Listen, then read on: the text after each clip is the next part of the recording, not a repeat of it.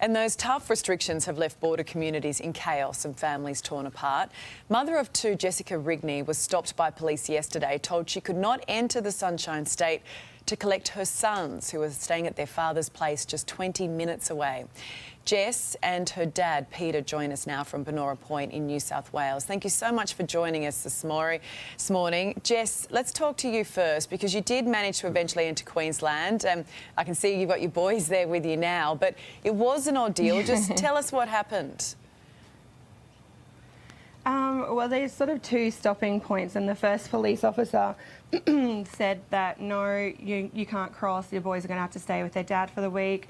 And I said, no, it's on the list that I can come get them. And I had my share care plan with my ex printed out, things like that. And he said, no, you can argue your case to the next lot of police officers, but they'll turn you around. And then I went through and I had to show them all, my documents and things like that. Thank goodness I printed them out. And they said I was allowed to go and get them, but I had to come straight back. And then the boys won't be allowed to come back over to see their dad next weekend, or at least till the lockdown's finished, I guess.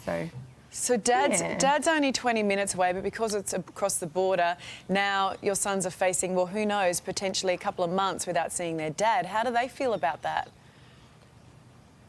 They're a little bit sad. They don't like crossing the border either. Like, sometimes it only takes a few minutes. Sometimes it can take up to 2.5 hours. So, yeah, they're a little bit sad that they might not see their dad, but they couldn't see their dad the other weekend because Queensland were in the lockdown, and even though the rules said that we could still swap and have our different arrangements, still, Matthew couldn't leave his 10-kilometre radius, and then if I went over and dropped the kids off, I would have to be on stay-at-home orders when I got back, but I have to work, so, it's all a little bit confusing, and it'd be nice to have a bit more clarity and compassion. So. You're feeling a bit stressed at the moment? Yeah.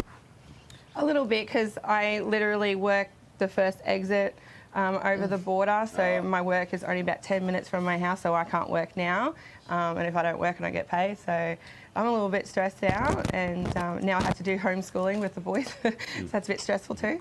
It's a lot on, isn't it? And you're your dad there, Peter. Peter, you run a construction business, and that operates just across the border. How's that working out for you? How's it working?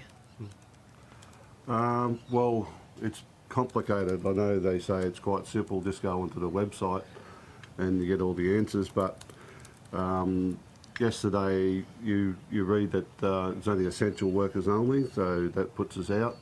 Then you read further down, they go border zone residents can travel across the border for work. And then I spoke to the police officers on the border yesterday afternoon just to clarify it, and they said no, there's a list of workers that are allowed, but that list is not on the website. So they have a list, the website's got a different answer. I get phone calls from builders from Queensland side saying, where's your men? They're stuck over on the Tweed side, 5 kilometres to their job, and now they're sitting at home waiting to go to work. Tweed Coolangatta is known as the Twin Towns. It should be basically treated like a suburb of the Gold Coast. And if they can create the border zone, it'll save a lot of heartache for a lot of people. We haven't had a virus in the Tweed Valley since it started, so and there's still no virus here now, so we're sort of being punished for people that are misbehaving in Sydney. Doesn't make any sense. And this is the drama, isn't it? As you say, like, you're basically one big town. You've been split down the middle. You've got families separated. You've got teachers who can't teach. It's a disaster. You'd think this far into the pandemic they would have come up with a solution, wouldn't you? Oh, absolutely. You think so, but then you've got the same issue with people living in Coolangatta and Tugun and that can't come across to work in the hospitals, or teachers, restaurants, things like that can't open in the Tweed side because their staff's over the other side of the border. Yeah, it's a bit of a nightmare. The border's only a line on the map. We are all Australians after all, and we're supposed to be in this together, but I think the Queensland government sort of treat the border as their little safety zone. It's probably not necessary. Or just better communication between the two sides, so there'll be more clearer rules, because we're so close and you got to check both sides, and then they can contradict each other, and it just gets a little bit too much sometimes. Yeah, we just need a bit of clarity, don't we? Because there's so many families like your own caught up in all of this. It's really tough, that whole balance of keeping people safe, having borders. Anyway, we feel for you guys and we wish you all the very best. Thanks for joining us this morning. Thank you. Okay, thank you. Thank you. Well